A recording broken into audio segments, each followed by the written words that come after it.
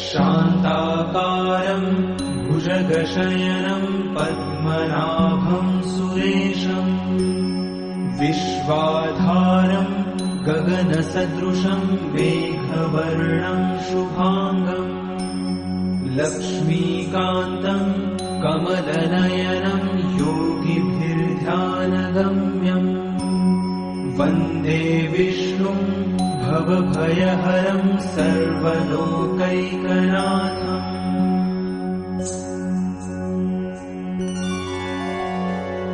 शान्ताकारं भुजगशयनं पद्मनाभं सुरेशं विश्वाधारं गगनसदृशं मेघवर्णं शुभांगं लक्ष्मीकान्तं कमलनयनं योगिभिर्ध्यानगम्यं वन्दे विष्णुं भवभयहरं सर्वलोकैकनाथम्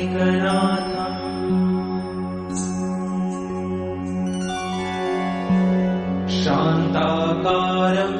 भुजगशयनं पद्मनाभं सुरेशं विश्वाधारं गगनसदृशं मेघवर्णं शुभांगं लक्ष्मीकान्तं कमलनयनं योगिभिर्ध्यानगम्यं वन्दे विष्णुं भवभयहरं सर्वलोकैकनाथम्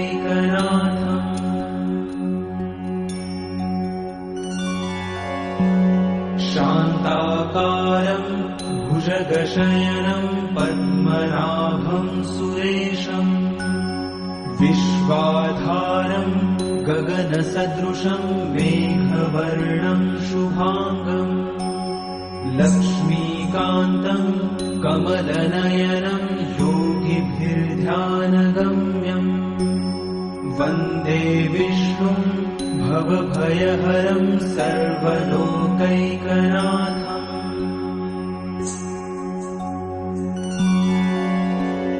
शान्ताकारं भुजगशयनं पद्मनाभं सुरेशं विश्वाधारं गगनसदृशं मेघवर्णं शुभांगं लक्ष्मीकान्तं कमलनयनं योगिभिर्ध्यानगम्यं वन्दे विष्णुं भवभयहरं सर्वलोकैकनाथम्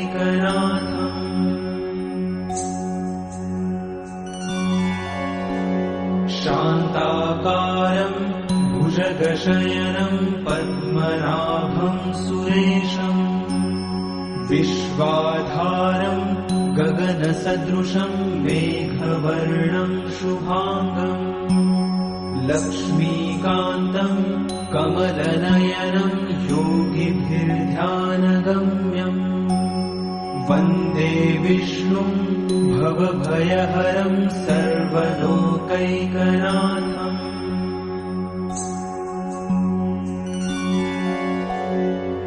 शान्ताकारं भुजगशयनं पद्मनाभं सुरेशं विश्वाधारं गगनसदृशं मेघवर्णं शुभांगं लक्ष्मीकान्तं कमलनयनं योगिभिर्ध्यानगम्यं वन्दे विष्णुं भवभयहरं सर्वलोकैकनाथम्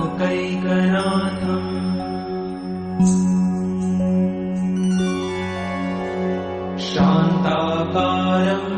भुजगशयनं पद्मनाभं सुरेशं विश्वाधारं गगनसदृशं मेघवर्णं शुभांगं लक्ष्मीकान्तं कमलनयनं योगिभिर्ध्यानगम्यं वन्दे विष्णुं भवभयहरं सर्वलोकैकनाथम्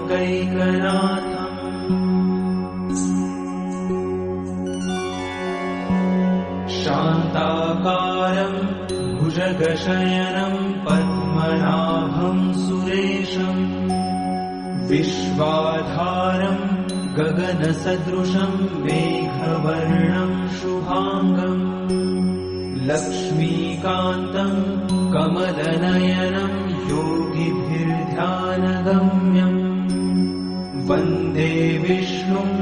भवभयहरं सर्वलोकैकनाथम्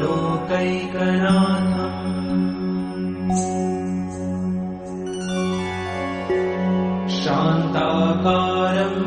भुजगशयनं पद्मनाभं सुरेशम् विश्वाधारं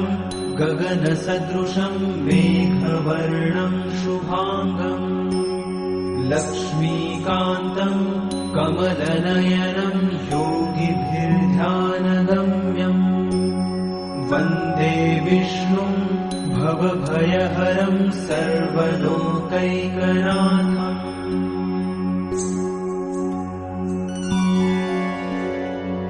शान्ताकारं भुजगशयनं पद्मनाभं सुरेशम् विश्वाधारं गगनसदृशं मेघवर्णं शुभाङ्गम् लक्ष्मीकान्तं कमलनयनं योगिभिर्ध्यानगम्यम् वन्दे विष्णुं भवभयहरं सर्वलोकैकनाथम्